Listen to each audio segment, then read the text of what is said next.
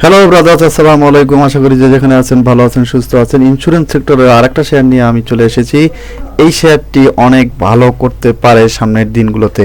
কেন বললাম সেটা আমি আপনাদেরকে এই ভিডিওটাতে পুরোটা দেখলে আপনারা বুঝতে পারবেন যে আমি কেন বলতেছি যে কর্ণফুলী শেয়ারটা, যেটা কর্ণফুলী ইন্স্যুরেন্স কোম্পানি লিমিটেড নামে পরিচিত, সেইটা কেন সামনের দিকে খুব ভালো করতে যাচ্ছে বলে আমি আশা করতেছি। তো এইটা সম্পর্কে একটু আলাপ আলোচনা করার জন্য আসলাম। তো আমরা যদি ফান্ডামেন্টাল ইনফরমেশনগুলো দেখি, গত 52 সপ্তাহের সর্বোচ্চ প্রাইস ছিল 64 টাকা 30 পয়সা এবং সর্বনিম্ন প্রাইস ছিল 23 টাকা 20 পয়সা, এবং এটার পি রেশিও দেখতে পাচ্ছি 14.35, যেটা অনেক ভালো। ইপিএস 2.23 এবং নেট অ্যাসেট ভ্যালু দেখতে পাচ্ছেন 22 টাকা 28 পয়সা। বর্তমান প্রাইস আমাদের আছে 32 টাকা এবং নেট অ্যাসেট ভ্যালু হলো 22 টাকা 28 পয়সা। কাছাকাছি, খুব একটা খারাপ না। তো এখন আমরা যেটা দেখব সেটা হলো ইপিএস। আপনারা দেখতে পাচ্ছেন ইপিএস গত বছরে কিন্তু আমাদের কোম্পানি গ্রোথ ভালো ছিল। গত বছর অর্থাৎ 2022-এর যে অ্যানুয়াল ইপিএস ছিল সেটার থেকে সেই ইপিএসটা কিন্তু ভালো আসছিল, পজিটিভ। এক কথায় গত 2 বছরের যদি ক্যালকুলেশন আমরা করি সেই ক্ষেত্রে কিন্তু ইপিএসটা পজিটিভ।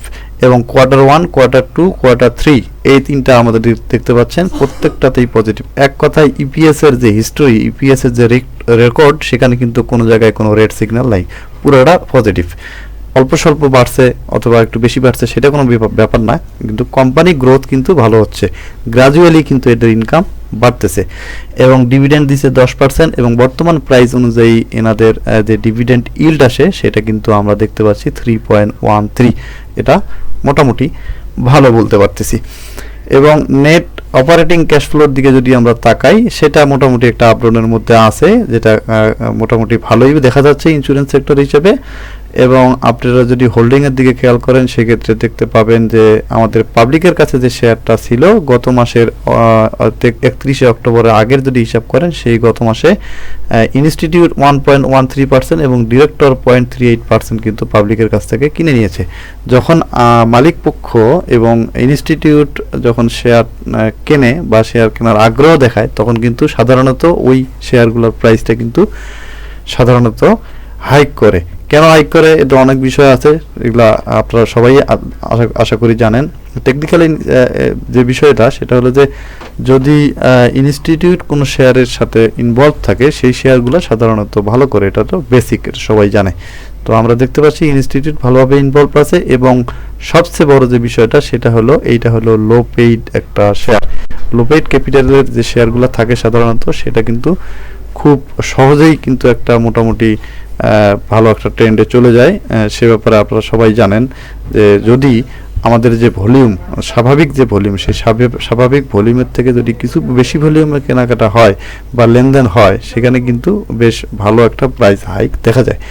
যেটা আপনারা দেখতে পাচ্ছেন যে আমরা বেশ কিছুদিন থেকে দেখতেছিলাম যে অ্যাভারেজ একটা ভলিউমে কিন্তু সে লেনদেন করে আসতেছিল, কিন্তু আমরা গত এক সপ্তাহ ধরে দেখতেছি যে এটার কিন্তু বেশ ভালো ভলিউমে লেনদেন হচ্ছে। অর্থাৎ ইন্স্যুরেন্স সেক্টর যেহেতু একটা ভালোর দিকে, ভালো একটা ট্রেন্ডের দিকে মুভমেন্ট নিচ্ছে, এই কর্ণফুলী সেক্টরটাও কিন্তু সেদিকে ফলো করার চেষ্টা করতেছে।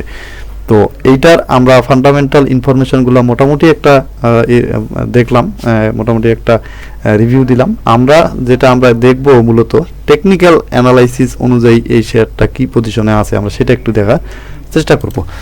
প্রথমে বললাম ভলিউম একটা বেশ ভালো একটা ফ্যাক্টর, যে কোনো শেয়ারের প্রাইস ওঠানামায় ভলিউমটা খুব গুরুত্বপূর্ণ ভূমিকা প্লে করে। তো এখানে দেখতে পাচ্ছেন যে গত 4-5 দিনে বা 4-5 কর্মদিবসে কিন্তু আমরা বেশ ভলিউম পেয়েছি এবং ভালো কয়েকটা ক্যান্ডেল পেয়েছি। হ্যাঁ, লাস্ট দিনে একটা আমরা ক্যান্ডেল দেখতে পেয়েছি যে প্রায় হল্টের কাছাকাছি চলে গিয়েছিল, তারপরে কিন্তু প্রাইসটা একটু নেমে গিয়েছে। এটা খুব স্বাভাবিক, যারা নিচের দিকে কিনেছেন তারা তো কিছুটা প্রফিট টেক করবেই, তাই না? তো আমরা সেই প্রফিট টেকটা গত দিনে দেখতে পেয়েছি। আমরা আশা করতেছি যে যদি কিছু দূর রিট্রেসও করে বা একটু নিচে নামে, কিন্তু এটার গন্তব্য বহুদূর। কেন বলতেছি সেটা আমি আপনাদেরকে দেখানোর চেষ্টা করব। আসেন আমরা প্রথমে দেখি হলো এমএসিডি স্ট্রং একটা টুলস, এটা আমরা সবাই জানি। ইন্ডিকেটরটা আমরা সবাই ফলো করি, যারা শেয়ার মার্কেটে আমরা বিজনেস করি বা টুকটাক বিনিয়োগ করি সবাই এমএসিডি সম্পর্কে অবগত আছেন। এগুলো যেহেতু আমি বেশ অনেক ভিডিওতে আমাদের এগুলা ডিটেলস বলা আছে, আর ডিটেলসটা বললাম না। এখানে দেখতে পাচ্ছেন যে হিস্টোগ্রামের যে বারগুলো দেখতে পাচ্ছেন, সেখানে আমরা দেখতে পাচ্ছি যে একটা সাইকেলে সে ডার্ক গ্রিন থেকে শুরু করে ফেড হওয়া শুরু করছিল, 3টা সে ফেড বার দিছে, তার পরবর্তীতে কিন্তু আবার নতুন করে মোড় নিয়ে 4টা আমাদেরকে ডার্ক গ্রিন বার সে উপহার দিছে। অর্থাৎ এখন আমাদের যে ট্রেনটা সে ফলো করতেছিল, আমাদের ডাউন ট্রেনটা ফলো করতেছিল, সেইটাকে ব্রেক করে তার বিপরীত দিকে এখন আমাদের প্রাইসটা উপরে যাওয়ার একটা চেষ্টা করতেছে। তবে যেহেতু আমাদের সামনে আমাদের বাংলাদেশের যারা বিনিয়োগকারী সাধারণত কিছু সময় আছে যে জুন ক্লোজিং এর দিকে এগিয়ে যায়, আবার কিছু সময় আছে যে তারা হলো ডিসেম্বর ক্লোজিং এর দিকে এগিয়ে যায়। যেহেতু এটার কোয়ার্টার 1, কোয়ার্টার 2, কোয়ার্টার 3 ভালো আসছে এবং 3টা দেখার পরে কিন্তু ভালো ভালো কিছু ইনভেস্টর কিন্তু এই শেয়ারগুলো কালেক্ট করতেছে। তো সেদিক দিয়ে যদি আপনি চিন্তা করেন, তাহলে এমএসিডি যেহেতু মুভমেন্টে অলরেডি চলে গেছে, আমার যেটা মনে হয় সামনে আরও বেশ ভালো করবে এই শেয়ারটা। তো এমএসিডি আমাদের ফরে আছে, এটুকু বলতে পারি। তারপরে যদি আমরা দেখি আরএসআই এর ক্ষেত্রে যদি আপনারা দেখতে চান, সেক্ষেত্রে আমরা দেখতে পাচ্ছি যে 67.07, অর্থাৎ এটা 50-এর উপরে আছে। 50-এর উপরে যদি কোনো আরএসআই থাকে, তাহলে সেই ট্রেনটা কন্টিনিউ করার পসিবিলিটি খুব বেশি থাকে, এটা আপনারা খুব ভালো করেই জানেন। তো আশা করি যে আপনারা আরএসআই যেটা দেখতেছেন সেইটা দেখে আরও খুশি হবেন। তো আমরা এটা দেখেও কিন্তু এটা মোটামুটি আন্দাজ করতে পারি যে বর্তমানে আমাদের যে প্রাইস যে ট্রেন্ডে চলতেছে, এই ট্রেন্ডটা হয়তো সামনের দিকে কন্টিনিউ করবে। তার পরবর্তীতে আমরা যদি দেখি ইচুমুকো ক্লাউড, এটা একটা খুব স্ট্রং একটা ইন্ডিকেটর, এটা আপনারা সবাই জানেন, যারা টেকনিক্যাল অ্যানালাইসিস টুকটাক বোঝেন তারা সবাই জানেন যে আমাদের ইচুমুকো ক্লাউডটা কতটা ইফেক্টিভ একটা টুলস। এখানে আপনারা দেখতে পাচ্ছেন যে আমাদের প্রাইস কিন্তু অলরেডি ক্লাউডকে ক্রস করে, ক্লাউড ব্রেকআউট করে উপরে অবস্থান করতেছে। অর্থাৎ আমাদের যে প্রথম শর্ত যে ক্লাউডের উপরের দিকে যেতে হবে, বা উপরে আমরা কখন ট্রেন্ড কনফার্মেশন আসে, যখন আমরা ইচিমুকো ক্লাউডটা ওপেন করি, যখন আমরা দেখি যে ক্লাউডের উপরে প্রাইস অবস্থান করতেছে, তখন আমরা ধরে নেই যে হ্যাঁ, সে একটা ট্রেন্ড ফলো করতেছে এবং সেই ট্রেন্ডটাকে কন্টিনিউ করবে। যদি এইটা নেক্সটে আমরা দেখতে পাই যে হয়তো ক্লাউডের কোনো একটা কাছাকাছি আপার যে লাইন আছে, সে আপার লাইনের কাছাকাছি, অথবা ক্লাউডের ভিতর থেকেও যদি সে ব্যাক করে, তাহলে আমরা বলবো এটা স্ট্রংলি ট্রেন্ডটা ফলো করতেছে। অর্থাৎ আমাদেরকে দেখাচ্ছে ইচিমুকো ক্লাউড যে আমরা একটা পজিটিভনেস দেখতে পাচ্ছি এই স্টকের প্রাইসের মধ্যে।